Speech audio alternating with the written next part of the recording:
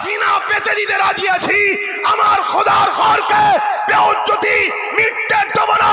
এই সংকল্প, এই অঙ্গীকার আমরা নিতে পারবো। হাত তুলে বলুন পারবো। আজ দুই দিক দিয়ে আমাদেরকে শেষ করা হচ্ছে। এক প্রকাশ্য জালিম, আর একজন বন্ধু সেজে মুনাফেক জালিম। শুনছেন তো নাকি? প্রকাশ্য জালিম আমাদের প্রকাশ্য দুশ্মনী করছে। যখন প্রকাশ্য দুশ্মনী করছে, ওই সময় জালিমেরই দলের মানুষ আমাদের কাছে বন্ধু সেজে চলে আসছে। আসো, আমি তো তোমাদের আছি, আমি তো তোমাদের দেখব। একবারও ভাবছি না যে দেখার নামে এ আমাকে খাঁচার মধ্যে ঢুকিয়ে বন্দি করছে না তো। একটা উদাহরণ প্রায় দিই, আজকে একটু বলবো, অসুবিধা হচ্ছে। কোরবানির সময় দেখবেন আমরা কোরবানির পশুগুলোকে মাথায় হাত বুলাই, গায়ে হাত বুলাই, পানি খাওয়াই। কি খাওয়ান না? খাওয়ান না? কখন কখন? কোরবানির পশুগুলোকে আদর করি, মাথায় হাত বুলাই, খড় খাওয়াই, পানি খাওয়াই। আর সে আমাদের আদর নিতে চাই না, খুব আদর নেয়। আর ওই মুহূর্তে তার অসতর্কেই তাকে কিন্তু বিভিন্নভাবে দড়িকল করে ফেলে দিয়ে তার হাতে পায়ে দড়ি ফেলে দেওয়া হয়। দিবার পরে এবারে আসে মৌলানা সাহেব জবাই করতে।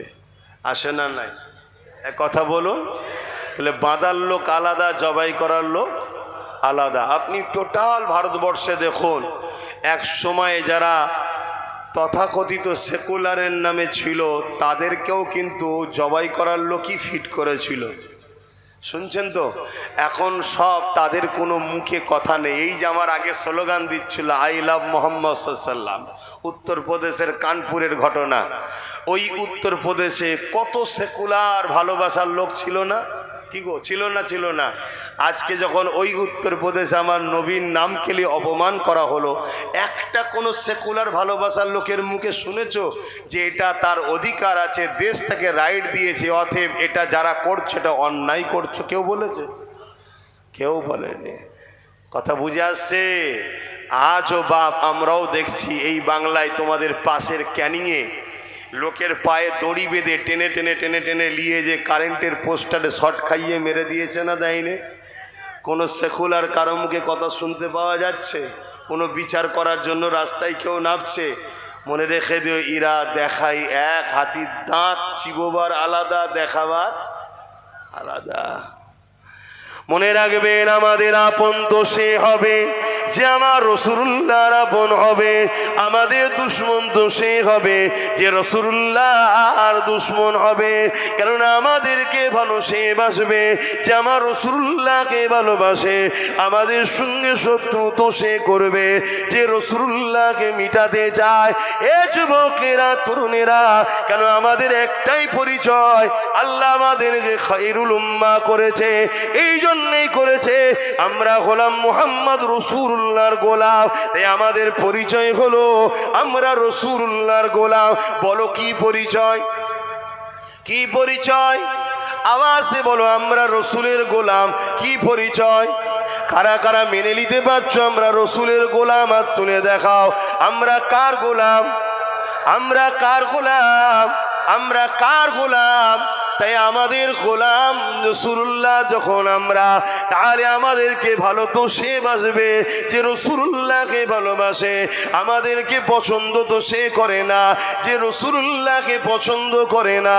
আমাদেরকে রাসূলের গোলামি থেকে সরিয়ে ইবলিসের গোলামির দিকে নিয়ে যেতে চাইছে।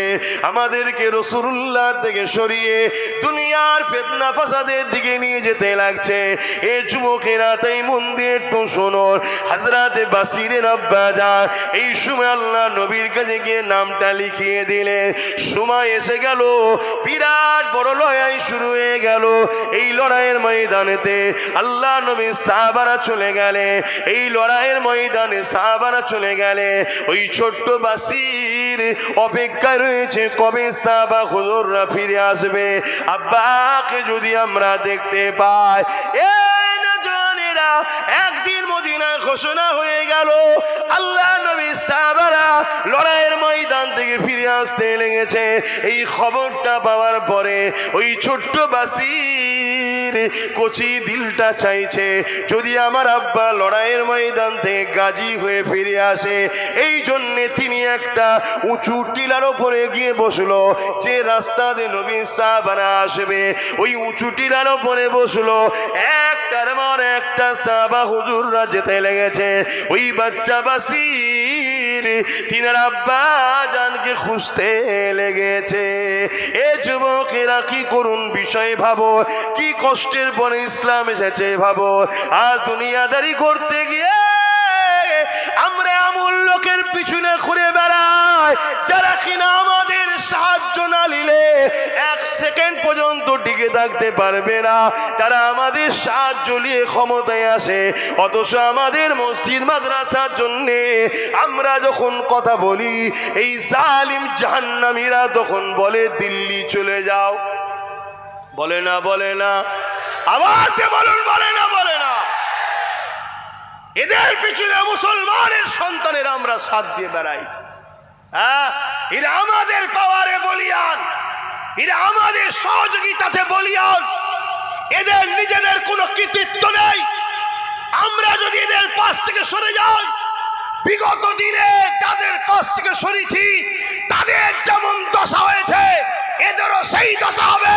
উপরন্ত এরা আমাদেরই বলে বলিয়ান হয়ে আমার মসজিদে কথা বলতে গেলে এরা আমাদেরকে মামলা দেয়, কেস দেয়, জুলুম করে, ঠিক না বেঠিক? আর এদের হয়ে মুসলিম পাড়ায় কিছু মুসলিম সুরাতে বেঈমান আছে না নাই? এই প্রতি বছরে 30,000 কম বেশি মুসলমান ইসলাম ত্যাগ করে অন্য ধর্ম কবুল করছে আমার দেশে। কত হাজার প্রতি বছর? এটা ডাটা, ভারত সরকারের ডাটা, শুনছেন তো নাকি? হ্যাঁ, গল্প বলছি না। প্রতি বছরে 30,000 মুসলমান ইসলাম ছেড়ে দিয়ে অন্যদিকে চলে যাচ্ছে। চাপে পড়ে হোক, লোভে পড়ে হোক, খোদার জ্বালাই হোক, বিভিন্ন কেসে জড়িয়ে যাওয়াতে হোক, যাই হোক 30,000। আর আলহামদুলিল্লাহ প্রতি বছরে অন্য ধর্ম থেকে ইসলামে আসছে 4 লক্ষর ওপরে। বলুন সুবহানাল্লাহ, আরো জোরে বলুন সুবহানাল্লাহ। শুনছেন? হ্যাঁ, এ কথাগুলো সবাই বলা সাহসও রাখে না, বলতে চাই না। কেন? অনেককে খুশি করে কথা বলতে হয়।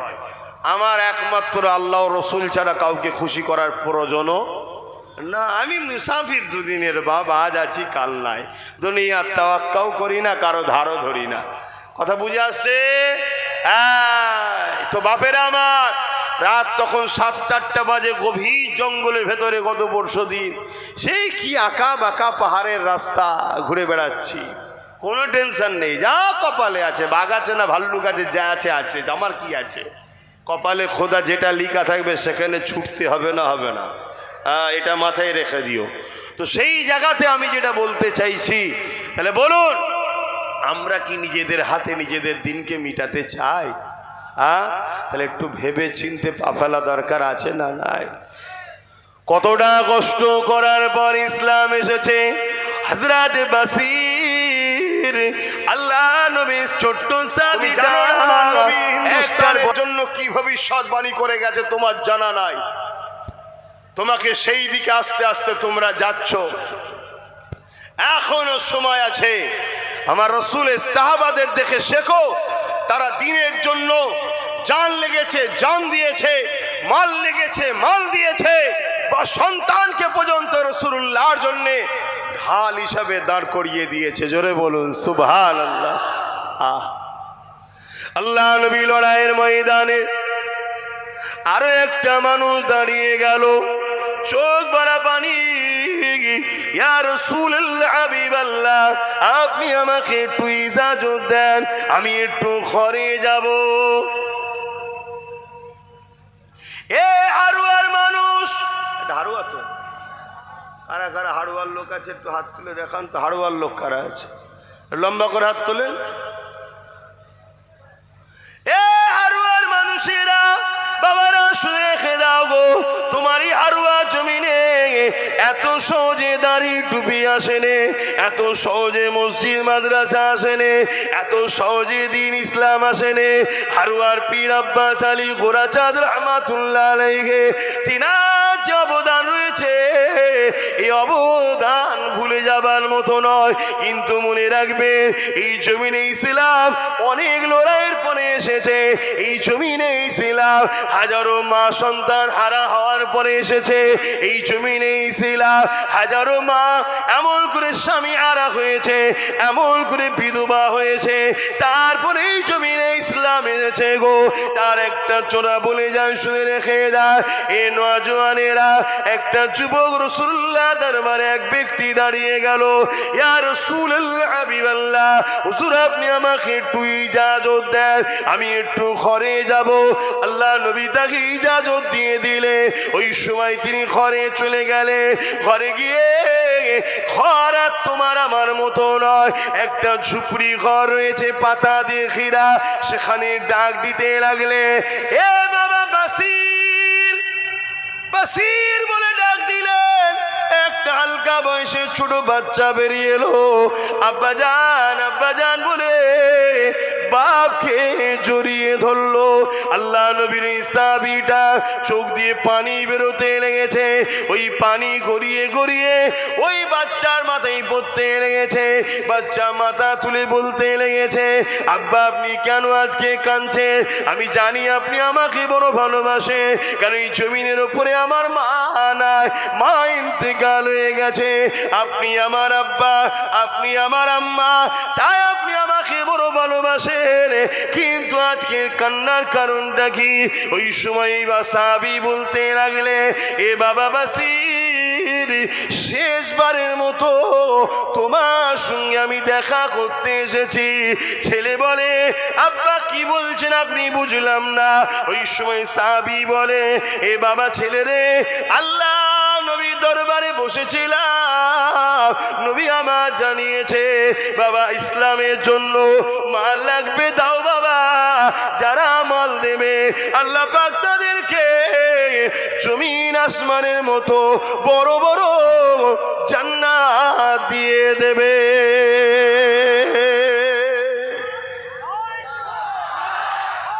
আল্লাহু আকবার। বাবা আমি তো তোমার বাপ, গরিব, আমার এই পরনার চাদর ছাড়া কিছু নেই, যদি এটা দিয়ে দিয়ে ইজ্জত চলে যাবে। তো বাবা আমি নিয়ত করেছি, আমি আমার জানটাকে আল্লাহ রসুলের খাতাতে, অর্থাৎ তখন যে চামড়া সিস্টেম লিখা হতো সাহাবারা, আমি আমার নামটাকেই লিখে দিতে চাইছি। জোরে বলুন সুবহানাল্লাহ। জিহাদের ময়দানে যাব বাবা, তো ওখান থেকে তো ফিরে নাও আসতে পারি। আমি তোমার বাপ, আমি তোমার মা। শুনছেন তো কত কষ্ট করে ইসলাম এসেছে। আজকে আজান বন্ধ হয়ে যাচ্ছে, মসজিদ ভেঙে দেওয়া হচ্ছে। আমার বাংলাতে দুর্গাপুরে বোলডুজার দিয়ে মাদ্রাসা ভাঙা হচ্ছে। তোমরা খবর রাখো? কি গো খবর রাখো? হ্যাঁ কি না বলো? কার কার জানা আছে একটু হাত তুলে দেখাও তো, যে দুর্গাপুরে বোলডুজার দিয়ে মাদ্রাসা ভেঙেছে। দেখো এই কটা মানুষ জানে, তাহলে বলো। জানে না, জানে না। এগুলো খোঁজ রাখো কি হচ্ছে। আমার পশ্চিম বাংলাতে মাদ্রাসার শিক্ষকগুলো না দিয়ে মাদ্রাসাগুলো বন্ধ হয়ে যাচ্ছে, এই খবর জানো আপনারা? কথা বলে। এই যে সব মৌলানা সাহেবরা বসে আছে, যদি মাদ্রাসা চাকরি দিত তাহলে আমাদের হাজার হাজার বাচ্চারা চাকরি পেত না? পেত না? 10,000 ভ্যাকান্সি খালি। কত? 10,000। আবার এই কথা বললে আমার কওমের একদল মুনাফিক আছে, তারা বলবে সব কথা বলার কি দরকার। কেন বলছে? ওই হারামখোররা আমাদের বাচ্চাদের ভবিষ্যৎ চুরি করে খাচ্ছে, তাই ওদের গায়ে লাগে। কি গো বলবো না ছেড়ে দেবো?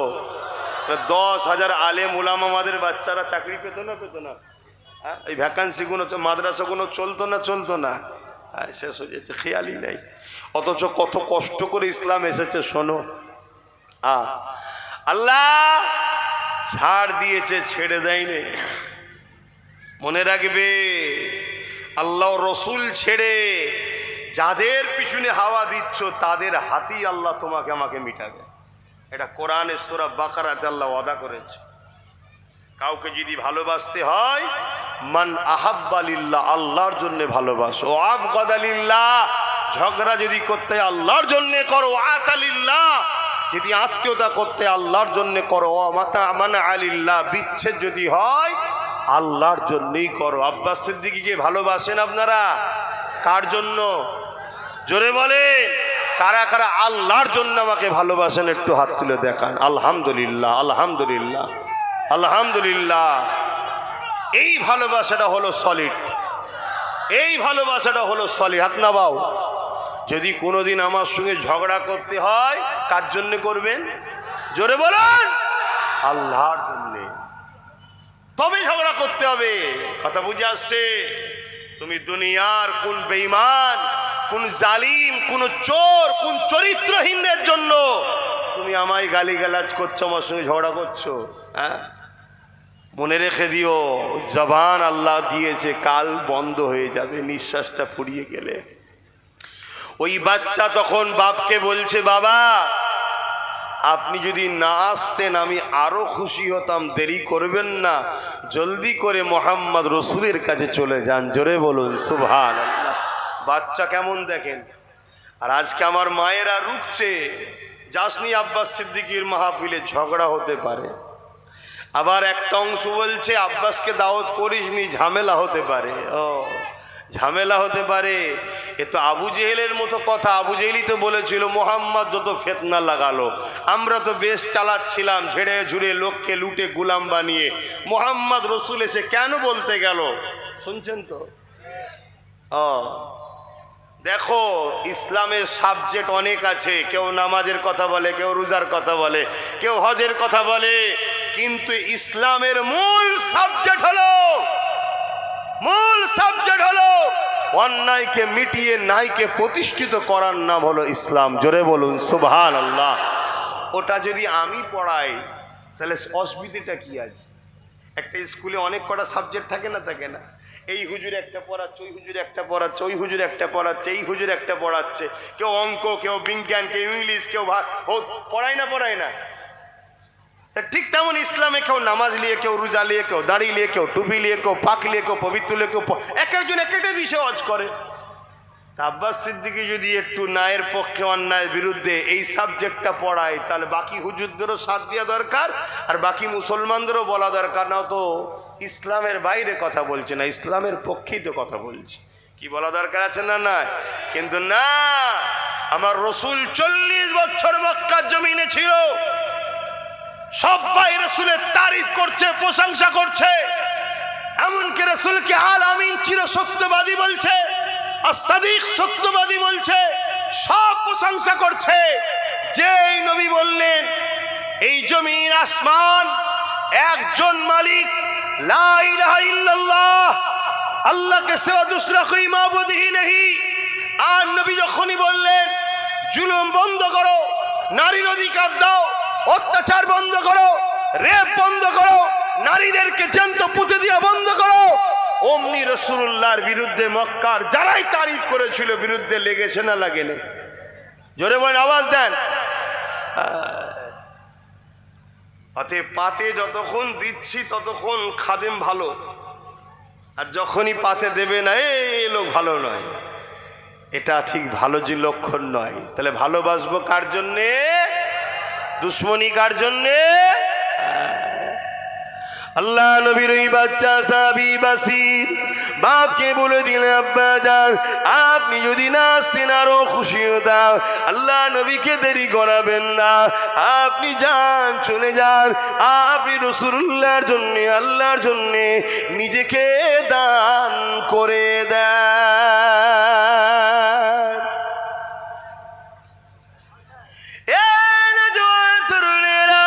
আল্লাহ নবীর সাহাবী চলে গেলেন, আল্লাহ নবীর কাছে হাজির হয়ে গেলেন, হয়ে গিয়ে বলতে লাগলেন, ইয়া রাসূলুল্লাহ, হাবিবাল্লাহ, হুজুর আপনি আমার নামটা লিখে নেন, আমি নিজেকে আল্লাহর দ্বীনের জন্য দান করে দিলাম। আরো জোরে বলুন সুবহান। এখন সেই নবীর গোলাম হিসাবে, নবীর খানদান হিসাবে আজ যদি আপনাদেরকে বলি যে আগামী দিন বিশাল বড় লড়াই হবে, একদিকে লড়াই হবে ন্যায়ের পক্ষে থাকবে, একদিকে ইবলিসের পক্ষে, জালিমের পক্ষে, একদিকে অত্যাচারীদের পক্ষে, আর একদিকে মুহাম্মদ সাল্লাল্লাহু আলাইহি সাল্লামের রেখে যাওয়া ন্যায়, সত্য, ইনসাফ, ইনসানিয়তের পক্ষে। আজ যদি আপনাদের কেউ বলা হয় এই লড়াই মুহাম্মদ সাল্লাল্লাহু আলাইহি সাল্লামের পক্ষে, ন্যায়ের পক্ষে, দ্বীনের পক্ষে, মসজিদ মাদ্রাসা ওয়াকফকে বাঁচাবার পক্ষে, আপনারা কারা নাম দিতে পারবেন? লিখা হবে আজকের এই মজলিসে। আপনারা কেউ নিজেদের জানকে ইসলামের জন্য লিখে দিতে পারবেন? হাত তুলেছেন সত্য, হাত তুলেছেন, হাত সত্য, এ হাত সত্য, আওয়াজ দিয়ে বলুন হাত সত্য। নারী দিবে, নারী দিবে। যদি হাত সত্য হয় আপনার, তাহলে আজ থেকে অঙ্গীকার করুন যতদিন বাঁচবো রসুলের দিনের পাহারাদার হয়ে বাঁচবো, যতদিন বাঁচবো রসুলের দিনের খাদেম হয়ে বাঁচবো। দুনিয়াদারি করব, সংসার করব, কারবার করব, ব্যবসা করব, সর্বধর্মের মানুষ আমরা মানুষ মিলে মিশে